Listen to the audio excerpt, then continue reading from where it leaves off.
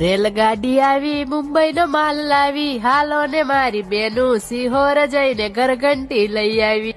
તો કેમ છો મારું મોજીલું સિહોર? ફરી એકવાર પબ્લિકની ડિમાન્ડ પર જય લગધણી ઘરઘંટી વાળા ઓફરોનો ખજાનો લઈને આવી ગયા છે. ઓફરની વાત કરું તો માર્કેટમાં મળતી 12-13 ની ઘરઘંટી અહીંયા તમને ફક્ત ને ફક્ત 7,999 માં આપી દેવાની છે.